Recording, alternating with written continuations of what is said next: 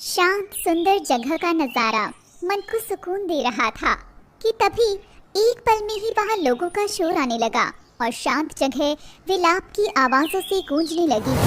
अरे ये आज फिर से कहाँ जा रही है बात? कोई रोको इसे। अरे कोई सुन रहा है? हम उस तक नहीं पहुँच पा रहे हैं, कोई रोक लो इस लड़की को। अपने पीछे दौड़ रहे लोगों को पीछे छोड़ते हुए एक बेचैन सी लड़की उस नदी की ओर दौड़ी चली आ रही थी। उसकी आंख से आंसू छलककर जमीन पर लुढ़क रहे थे। जमीन पर पड़े कांटे उसके पाँव में चुभे हुए थे, जहां से खून बह रहा था। मगर फिर भी उसके पाँव रुके नहीं और वह दौड़ते हुए नदी की ओर बढ़ती चली जा रही थी, जैसे उसने कुछ जुनून सा ठाना हुआ था।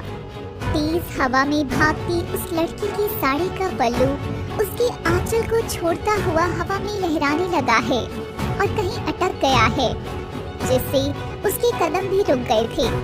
वह पलटकर जैसे ही अपना पल्लू वापस लेने को मुड़ती है, देखती है कि उसकी साड़ी ने उसके ठीक पीछे खड़े लड़के के चेहरे को पूरी तरह से ढक लिया था। लड़की अपना पल्लू खींचती जा रही थी। लड़का ये देख जरा सा मुस्कुराता है। उसे सिवाय लड़की की आंखों के कुछ भी नजर नहीं आ रहा था। और जैसे ही वह अपनी साड़ी पूरी तरह संभालती है, अचानक से उसे वहाँ पास आ रही भीड़ की आवाज आ जाती है। देखो देखो वो रही, जल्दी चलो, इससे पहले कि वो चले। ये सुनते ही लड़की कुछ भी देखे बिना वहाँ से फिर नदी की ओर भागने लगती है। शायद उसे उन लोगों से किसी बात का डर था, किसी चीज का। बताइए आप सब। मगर लड़की और तेज भागते भागते सीधे जाकर नदी में कूद गई। वहाँ खड़ा लड़का ये देख एकदम हैरान हो गया था। तभी गांव वाले आकर उस लड़के को बोलते हैं, कैसे पागल इंसान हो तुम? वो तुम्हारे सामने खड़ी थी और तुमने उस बेचारी को बचाया भी नहीं। अब कुछ करो। क्या? ये क्या किया इसने? आप सब रुकिए, मैं बचाता हूँ इसे, अभी बचाता हूँ इसे, मैं कुछ नहीं होने दूंगा। और लड़का दौड़ता हुआ नदी के पास जाता है। लड़की को तैरना नहीं आता था, इसलिए वह नदी में छटपटा रही थी। लड़का तभी देखता है कि पास के पेड़ पर एक लाल रंग की साड़ी सूख रही थी और लड़का वह साड़ी लेकर पहले अपनी कमर पर बांधता है और फिर बाकी साड़ी लेकर पानी के अंदर छलांग मारता है। यह देख गांव वाले सभी चौंक गए थे। अरे क्या लगता है उस छोरी के साथ ये भी डूब गया क्या? भैया जी, बचने की तो कौन उम्मीद नहीं लग रही है। नदी का पानी बहुत ही गहरा जो है, इस लड़की का पेशाब शायद इस बेचारे को भी निकल गया लगता है। नदी की सतह पर बुलबुले उठ रहे थे। तभी पानी के अंदर डूब रही लड़की का हाथ लड़का थामता है और दोनों एक साथ बाहर आते हैं। लड़के ने लड़की की सफेद साड़ी पर वह लाल साड़ी लपेटी हुई थी और वह उसे बाहों में उठाकर किनारे पर लाता है। सहमी सी लड़की ने उसकी बाहों को कसकर थामा हुआ था। तभी वह अपने हाथ से उसके चेहरे पर आए बाल हटाता है और दोनों की आंखें मिलती हैं। दोनों एक दूसरे का चेहरा बिना पल के झपकाए निहार रहे थे। लड़की अभी भी उसकी गोद में ही थी। फिर वह उसके बालों को पूरा हटाकर जैसे ही उसका चेहरा देखता है तो बस देखता ही रह जाता है। लड़का आहिस्ता से उसके कान में कहता है, श्लोक हूँ मैं और आप बहुत हसीन हैं। दोबारा ऐसा कुछ मत करना, वो भी मेरी आंखों के सामने। श्लोक की ऐसी बातें सुनकर अचानक ना जाने लड़की को क्या होता है, वह उसे बाहों में से धकेलकर जोर से धक्का मारती है और फूट फूट कर रोने लगती है। दूर हटो मुझसे, दूर हटो। लड़की देखती है कि उसके शरीर से लाल रंग का कपड़ा लिपटा हुआ है। ये देख वह और बेचैन हो जाती है और खुद के शरीर के कपड़ों को नोचने लगती है। किसने किया ये? हटाओ, इसे हटाओ मुझ पर से, मेरा दम घुट रहा है, इसे हटाओ। श्लोक ये सब देखकर घबरा गया था। आखिर एक कच्ची सी लड़की का ये सदमा श्लोक के लिए बहुत खौफनाक था। इतना अजीब बर्ताव क्यों कर रही थी वो? वह उससे आगे कुछ कह पाता कि बाकी भीड़ वहां आ गई थी। उनके आते ही लड़की सहम कर अपने कदम पीछे की ओर ले लेती है और तभी भीड़ में से एक हाथ आकर श्लोक को भी वहां से खींच कर ले जाता है। श्लोक जाते हुए बस उस भीगी सहमी सी लड़की का रुआसा सा चेहरा देख रहा था। गीत, तुम आज फिर से उन नियमों को तोड़ने यहाँ चली आई। इससे बात करने का कोई फायदा नहीं है, इसे वहीं ले चलो गुरुजी के पास, वही इसे सही रास्ता दिखाएंगे। हाँ। ये सुनकर गीत के होठ, पाँव और पूरा शरीर ही कांपने लगता है। जो लड़की अभी कुछ देर पहले हवा से भी तेज भाग रही थी, दरअसल में वह अपनी मौत से मिलने आई थी। लेकिन शायद जिंदगी की तरह मौत भी उससे खफा है और वह मर भी नहीं सकी। मगर ये क्या? ऐसी मायूस लड़की का नाम गीत था। गांव वाले गीत को लेकर एक बड़े आश्रम में जाते हैं, जहां एक धार्मिक कक्ष में आसन लिए हुए एक महासंत बैठे हुए थे। संत को देखते ही गीत उनके पांव में गिरकर रोने लगती है। क्या कष्ट है बच्चे? बस गुरुजी, अब सहा नहीं जा रहा। ये जीवन अब मैं खत्म करना चाहती हूँ। गुरुजी, ये आज 5वीं बार है जब ये उस पवित्र नदी में कूदी है। क्यों रे लड़की, तुझे क्या ये बार बार बताना होगा कि एक विधवा का उस पवित्र नदी में प्रवेश मना है? और तू उस नदी में जान देकर इस पूरे गांव को शापित करने वाली थी। वह नदी का पानी केवल सुहागनों के लिए है। गीत महामाया से बहुत डरती थी। उसी डर की वजह से वह बार बार इस आश्रम से जाने का ख्याल रखती थी। मुझे माफ कर दो साध्वी जी, मैं फिर नहीं करूंगी। गीत के प्रति महामाया का ऐसा बर्ताव देख गुरुजी को क्रोध आ जाता है। महामाया, इस आश्रम में ये बच्चियां दुख पीड़ा से परेशान होकर आती हैं और तुम इन्हें डरा कर रौब जमा रही हो। जा, इसकी सजा है कि तुम रसोई घर और भंडार गृह में 1 सप्ताह काम करोगी। तब तक मेरे कक्ष में आना मना है। पर गुरुजी, 7 दिन आपके आशीर्वाद के बिना मैं कैसे रहूंगी? बस जाओ यहाँ से, और आज से गीत हमारी सेवा करेगी। साध्वी ये देख गीत से और अधिक चिढ़ जाती है। बेटी, ये आश्रम तेरा घर है। जिस नदी में, जिस कोने में तुम्हें जाना हो जाओ। बस इस जीवन को त्यागने का ख्याल मन में मत लाना। यह तुम्हारी अमानत है। और गीत घबराई से अपने कक्ष में लौट जाती है और खिड़की के पास बैठकर आसमान निहारती है। उधर कमरे में बिस्तर पर लेटा श्लोक आज की घटना के बारे में बार बार सोचकर बस करवटें ही लिया जा रहा था। आखिर कौन थी वो सुंदर लड़की? तभी कमरे में उसके माँ बाबा पद्मा और कैलाश आते हैं। क्या सोच रहा है मेरा बेटा? माँ, आजकल मन बड़ा बेचैन रहने लगा है। मैं थोड़ी दिन की छुट्टी पर जाना चाहता हूँ, जहाँ मेरा काम और मेरी पहचान मुझसे दूर रहे। यहाँ से दूर जाना चाहता हूँ माँ। सुनो जी, भगवान ने इशारा दे दिया है। वो बोले थे ना, भगवान इशारा देगा, और देखो। हाँ, हम तुम्हें वहीं भेजेंगे श्लोक। मैं कल ही श्लोक के जाने की व्यवस्था करता हूँ पद्मा। और दोनों वहाँ से चले जाते हैं। श्लोक भी खिड़की के पास खड़ा होकर आसमान निहार रहा था। आखिर कौन थी तुम? तुम्हारे अलावा मैं कुछ और नहीं सोच पा रहा हूँ लड़की। वो चेहरा मैं भूल नहीं पा रहा हूँ, एकदम उस चमकते तारे की तरह। मेरे मन में बस गई हो तुम लड़की। कभी मैं भी उस तारे की तरह चमकती थी। जिंदगी के सारे रंग देखने के बाद बस इस सफेद रंग ने ही मुझे अपनाया है। अगला दिन होता है। पद्मा और कैलाश श्लोक को लेकर आश्रम पहुंच जाते हैं और उसे गुरुजी के पास ले जाते हैं। गुरुजी, हमारा बेटा श्लोक भी अब से आपकी सेवा में लगना चाहता है। अरे कैलाश, इतने जवान बच्चे को आश्रम में लगाकर इसका समय क्यों नष्ट कर रहे हो? बच्चे, तुम जाओ यहाँ से। यहाँ केवल पीड़ित का इलाज होता है। तभी श्लोक बाबा के पाँव में झुकता है। मैं पीड़ित हूँ गुरुजी। एक पीड़ा ने मेरे मन के अंदर घर कर लिया है और मैं उसी के सवालों को ढूंढने आपकी शरण में आया हूँ। सेवक तुम्हें आश्रम के तौर तरीके और यहाँ के कपड़े दे देगा। आज से तुम हमारे परिवार का हिस्सा बनते हो। पद्मा और कैलाश ये देख बड़ा ही खुश होते हैं। कृपा बनी रहे महाराज हम पर आपकी। और वो वहाँ से चले जाते हैं। सेवक श्लोक को कपड़े देकर उसे आश्रम दिखाता है। श्लोक देखता है आश्रम के भाग में जो कक्ष है वहाँ एक भी पलंग नहीं है और दूसरे भाग में आलीशान कक्ष है। एक भाग में सफेद कपड़ा पहने औरतें थी तो एक भाग में रंग बिरंगी। ये देख उसे थोड़ा अजीब लगता है। ये सब यहाँ इतना अजीब सा क्यों है? और वह अकेला ही आश्रम के घाट के पास बने एक चबूतरे के पास जाकर बैठ जाता है। यहाँ आने के पीछे की वजह मुझे जल्दी मिलनी चाहिए। अब मुझसे रहा नहीं जा रहा। हे बजरंगबली, अगर तू मुझे यहाँ लाया है तो मुझे आगे का रास्ता भी दिखा। और श्लोक वहीं बैठकर घाट पर आ रही पानी की लहरों की आवाज को आंख बंद करके सुनता है। कुछ पलों के बाद उसके कानों में एक मधुर आवाज पड़ती है जो कि गाने की आवाज थी।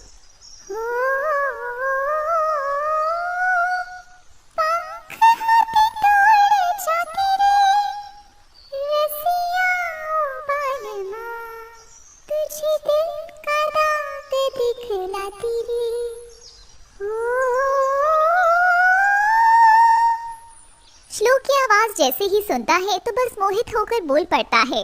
कौन है वहाँ खम्बे की ओट में? आपकी आवाज में बहुत कशिश है मोहतरमा।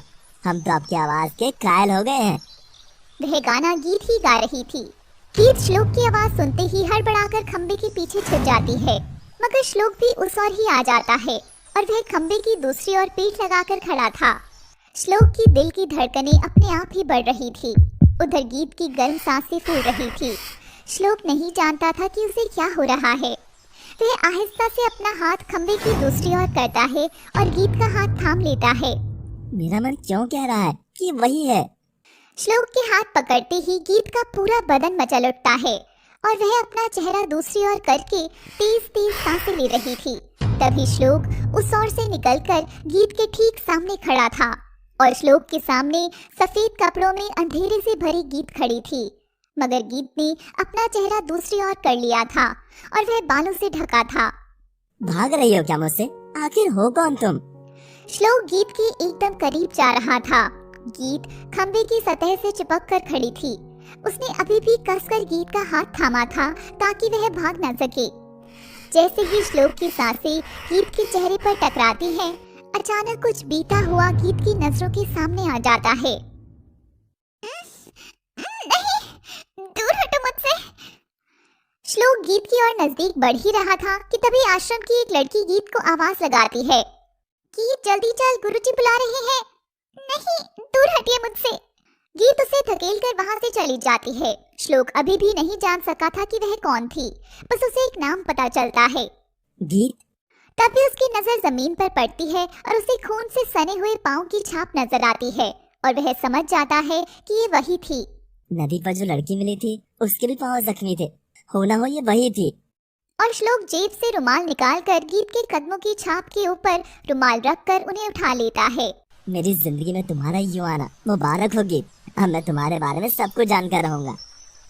उधर गीत श्लोक के इस रवैये से परेशान होकर दौड़ती हुई स्नान घर में जाती है और वहां पानी के नीचे बैठकर अपने शरीर को नोचते हुए रोने लगती है। श्लोक को अब इस विशाल आश्रम में अपनी कहानी खुद लिखनी थी और वह निकल पड़ता है इसी धुन में। गीत स्नान घर से जैसे ही बाहर आती है, उसके भीगे पांव फिसल जाते हैं। तभी उस ओर से श्लोक भी आ रहा था और गीत श्लोक की बाहों में आ गिरती है। गीत का चेहरा उसके लंबे घने बालों से ढका हुआ था। श्लोक के हाथ गीत की कमर से लिपटे हुए थे। वह मुस्कुराता हुआ अपना हाथ गीत के बालों पर ले जाता है। अरे आप तो हर बार मेरी ही बाहों में आ जाती है। और श्लोक आहिस्ता से उसके चेहरे से बाल हटाता है। दोनों की नजरें मिलती हैं और गीत अपनी आंखें बंद कर लेती है। उसने दोनों मुट्ठी भींचकर श्लोक को कसकर पकड़ा हुआ था। गीत कहाँ है तू? और गीत जैसे ही जाने लगती है, श्लोक उसे छोड़ता नहीं है। क्या इस बार श्लोक गीत को देख सकेगा? जानने के लिए देखिए एकदम अलग लव स्टोरी, जिसमें प्यार, तड़प, दर्द, जुनून और अपनी मोहब्बत के लिए हर दायरा पार करने का जज्बा दिखाया जाएगा। इसलिए देखते रहिए इश्क का रंग सफेद। स्क्रीन पर खड़े इन दोनों बूढ़े कपल्स की निगाहें एक दूसरे का चेहरा पढ़ रही थी कि तभी आदमी उसका गाल चूमता है। अरे ये क्या कर रही हैं आप? कोई देख लेगा। यहाँ हमें कोई नहीं देख सकता, कोई भी नहीं। यहाँ तुम मेरी हो और इस जगह की महारानी। मैं जब चाहे तुम्हारे सिर को, गालों को, हाथों को चूम सकता हूँ। आप भी ना। और वह उसके पास से हटकर आगे चलने लगती है। आदमी भी उसके पीछे पीछे चलता है। तभी दूर उसे कुछ दिखाई देता है। वो देखो वहाँ। ये तो वही कहानी है ना। और दोनों नम आंखों से एक दूसरे को थामकर एक दूसरे के सीने से लगते हैं। हमने तो जान ली है कहानी, अब बारी है हमारे दोस्तों के जानने की। तो चलो ले चलते हैं इन्हें वहीं। अरे गीत तो अभी तक स्नान घर में ही है, जल्दी बाहर आ, सब तेरे बारे में पूछ रहे हैं। अंधेरे के कारण वहाँ कोई भी श्लोक को नहीं देख सका था। लड़की की आवाज आते ही गीत वहाँ से जाना चाहती है और श्लोक के मन की हलचल वही जानता था। नदी किनारे मिली वह प्यारी लड़की का नाम उसे नहीं पता था और जिस लड़की का नाम उसे पता था, गीत, उसका चेहरा उसने देखा नहीं था। मगर आज नहीं, आज मैं तुम्हें नहीं जाने दूंगा। गीत श्लोक के चेहरे को अपने हाथों से दूर करने की कोशिश करती है, लेकिन वह भूल गई थी मर्द का शिकंजा औरत के लिए बड़ा ही मजबूत रहता है, भले ही वह अच्छा हो या बुरा। श्लोक आखिर में गीत की छटपटाहट सबको नजरअंदाज कर उसके चेहरे से बाल हटाता है और देखता है कि उसी सुंदर लड़की ने अपनी आंखें कसकर भींची हुई थी। तुम ही हो? हाँ वही हो तुम, नदी वाली लड़की। तुम ही कल गुनगुना रही थी घाट के पास। मैंने कहा दूर हटो मुझसे, आपको समझ नहीं आ रहा क्या? और गीत श्लोक का यह रवैया देखकर क्रोध में आकर उसे जोर से धक्का देती है और श्लोक अंधेरे में दूर जाकर गिरता है। गीत तुरंत वहां से भाग जाती है, मगर वह नहीं जानती थी कि इस धक्के ने क्या किया है। श्लोक जहां जाकर गिरा था वहां रखी लोहे की बाल्टी से श्लोक के हाथ में जोरदार चोट लगती है और वो खूनम खून हो जाता है। श्लोक चोट की परवाह किए बिना भागती हुई गीत को बस देखे जा रहा था। जब आपको पहली नजर में कोई अच्छा लगने लगता है तो आप अपना हर दर्द हर चोट भूल बैठते हैं, मगर शायद गीत के दर्द और चोट कुछ अलग ही थी जिसे वह भागती जा रही थी। गीत, श्लोक की गीत और गीत का श्लोक। हे ईश्वर, तूने मुझे पूरा कर दिया। मगर इतनी जल्दी नहीं शायद। महामाया की नजर श्लोक पर पड़ चुकी थी। उसने श्लोक को गिरते हुए भी देखा था। तभी वह उसके पास आती है। अरे श्लोक, ये इतनी चोट लगी तुम्हें, मेरे साथ दवाई खाने चलो, मैं तुम्हें पट्टी करती हूँ। नहीं साध्वी जी, मैं ठीक हूँ, ये तो बस जरा सी खरोंच है। हाँ, तुम तो मुझे साध्वी मत ही बोलो, तुम तो हमारे परिवार का खास हिस्सा हो। चलो अब। और महामाया बड़े ही अंदाज में श्लोक को थामकर दवाई खाने ले जाकर उसकी पट्टी करती है। तभी वहाँ से कुछ सफेद साड़ी वाली औरतें गुजरती हैं जिनमें वह गीत को तलाश रहा था। श्लोक, यह आश्रम तुम्हारा ही है, मगर बस इन सफेद रंग वाली औरतों से दूर रहना। मैं तो दूर ही हूँ। मैं कौन सा यहाँ किसी की गोद में बैठने के लिए आया हूँ। मैं तो बस यहाँ मन की शांति के लिए आया हूँ, बस गुरु जी की शरण में। पर चाहो तो तुम गोद में भी बैठ सकते हो किसी की, आखिर मैंने तुम्हें बचपन से देखा है। श्लोक महामाया की बातों से अनकंफर्टेबल हो जाता है। वैसे साध्वी जी, आई एम सॉरी, महामाया जी। हो श्लोक, कॉल मी ओनली माया ना, बस माया।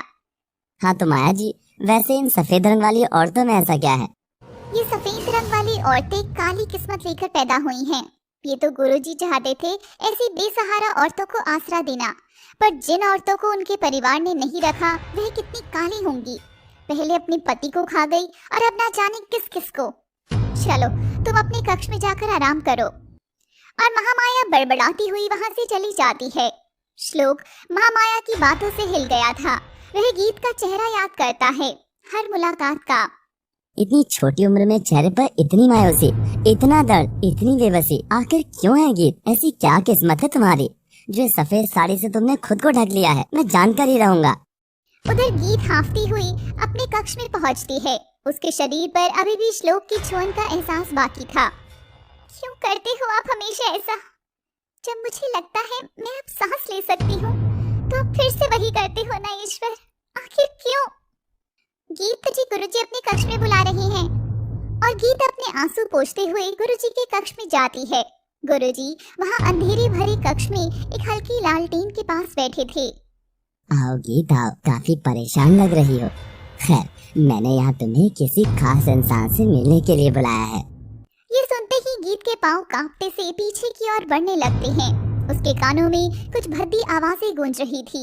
बेबी देखो, मैं तुमसे मिलवाने किसे लाया हूँ।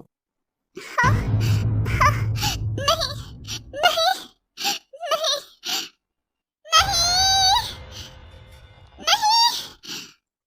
ये सुनकर गुरुजी को अजीब लगता है। क्या बोल रही हो तुम ये गीत? क्या तुम मेरे आदेश की अवहेलना कर रही हो? गीत होश में आती है और सामने आकर आदर से झुकती है। तभी अंधेरे में से 2 कदम बाहर आते हैं और गीत जब उसका चेहरा देखती है तो चौंकती है। इससे मिलो, ये श्लोक है, ये कुछ दिनों के लिए यहीं रहेगा। गीत श्लोक को चोर निगाहों से देख रही थी और श्लोक गीत को प्यार भरी नजरों से। श्लोक, ये गीत है। वैसे तो इस बच्ची को मेरी सेवा का काम मिला है, मगर तुम हमारे खास हो, इसीलिए आज इसे इस आश्रम में ये हमेशा तुम्हारी देख रेख करेगी। ठीक है गीत? जी गुरुजी।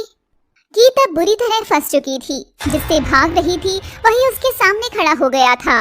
पर एक सेकंड, वो भाग क्यों रही थी और किससे? क्या श्लोक से?